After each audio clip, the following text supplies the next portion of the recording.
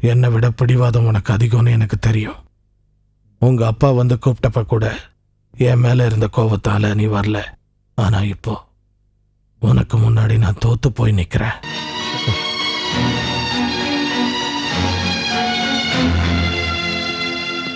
நான் போய்கிட்டு இருந்த அந்த தவறான பாதையில நீயும் போக ஆரம்பிச்சப்ப உன்னை எழுந்துருவோமோன்னு பயந்துட்டேன். என்ன மாதிரி உன் வாழ்க்கையும் நாசமாக கூடாதுன்னு நான் உன்னை அடிச்சேன், திட்டினேன்.